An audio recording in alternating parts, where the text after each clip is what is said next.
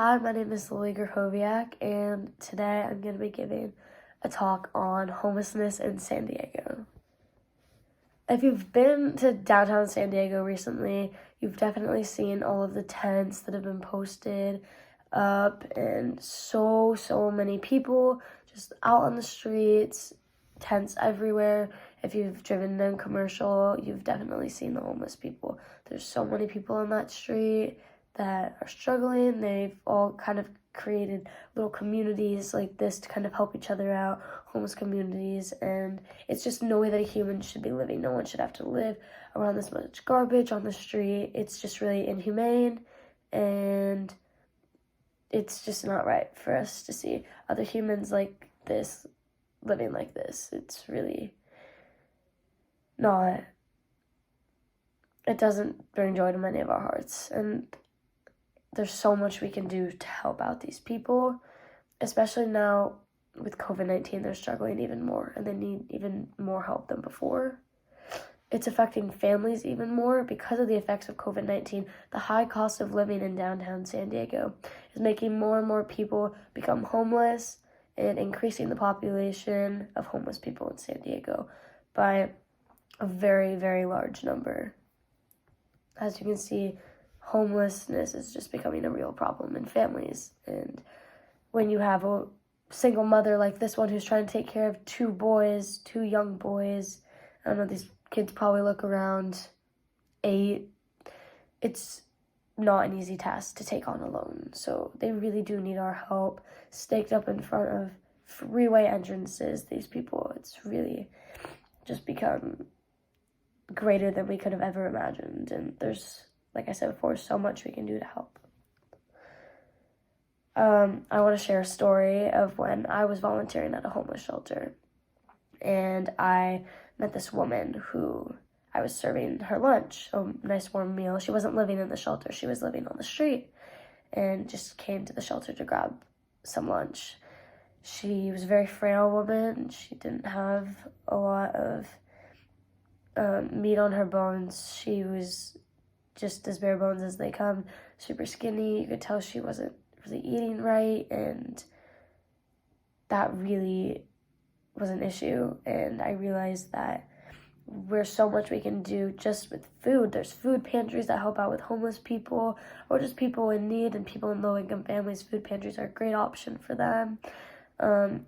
Food places that do food distribution for homeless people that are living on the streets or, again, in homeless shelters really do help out so much. But I want to go back to the story about this woman because she really brightened up my day and touched my life in a way that I would have never expected her to do while I was volunteering. And it really made an impact on the way that I look at homeless people and what they need, because obviously they need things like healthcare and housing and food, things that we can think of on the top of our heads, but that didn't seem to be the main problem for her. The main problem was that she needed a friend. This woman really needed a friend, and she just didn't have that. She came alone.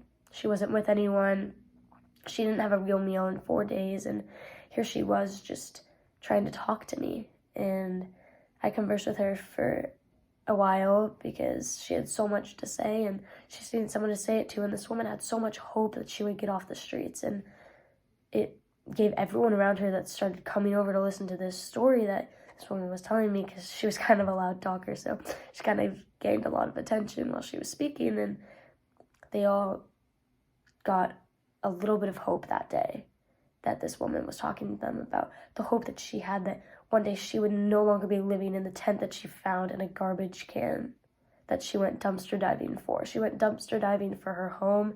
She was sleeping with the same blanket that she had been sleeping with for 15 years, and it was a baby blanket, not a sufficient blanket to keep a grown woman warm. And she just had this optimism that no one else there that day had. And it really changed my perspective on how I was going to help homeless people in the future. Now, obviously, there's the statistics of homeless people. Just because of COVID-19, there was a 79% increase in homelessness in San Diego from 2019 to 2020, when COVID-19 hit, cost of living shot up and homeless people were sent to the street. Low-income families who could no longer afford rent because of the higher cost of living and the higher pricing of homes, they were put out on the streets with nowhere to sleep. It really is sad. If we compare the statistic to others, the CBC News is saying that the COVID-19 vaccine has a 79% efficiency rate. Now, 79% efficiency rate for a vaccine and 79% increase in the homeless population, those two just, I can't see those statistics being the same. And it's so sad that they are. Another statistic to look at is the graduation rate for U.S. high school students in the years 2010 to 2011 was also 79%. 79% of millennials that year graduated high school. There's no way that these statistics should add up, but they do. And there's so much that we can do to help. The one person who we can thank in San Diego who's made their huge mark on helping the homeless is this man right here, Father Joe. Father Joe created Father Joe's Village in downtown San Diego, a homeless shelter and a food distribution spot for those living on the street, those who need help, those who need hope for the future. And he really gave all those things to these people who were on the streets. Unfortunately, Father Joe just recently passed away, but his legacy is still continued on in his village that he created for homeless people. This is just a picture of one of the spots in the village, just some of the housing. They have a playground for the kids, for the families who are put out on the streets. They also have their food distribution spot, their healthcare center, which I don't know if you can see that, but the St. Vincent de Paul Healthcare Center, it's all right here in downtown San Diego for people who need these resources. And they also do a great job of distributing food. Now, food distribution, like I said earlier, huge problem. A meal is not only a means of survival, it is a door to hope in overcoming homelessness, was a quote said in Father Joe's Village article on their website. And the goal of these meals at Father Joe's Village is to teach individuals how to create a balanced meal that would keep them fuller for longer instead of just giving them food and sending them back out onto the streets. They're trying to rebuild these people. Going back to what I said about the hope, homeless people really just need hope, and these meals at Father Joe's Village give them lots and lots of hope because they're learning how to take care of themselves. They're not just given food and put back out into the streets where it's hard for them to find more food because they're struggling. Another thing Father Joe's Village does is they provide on-campus housing. Now, they have their downtown San Diego facility, and Father Joe's Village also states that their permanent supportive housing programs offer people who are chronically homeless and living with a disability long-term rental subsides and services, ensuring lasting independence and dignity.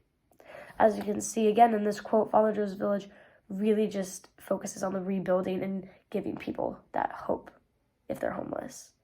Just making sure that they're ready to go back out and take on the world. Now, what can you do to help homeless people? Obviously, you can do what Father Joe's Village is doing. Obviously, they can take donations, they can take money, but really, they can get that from so many other sources.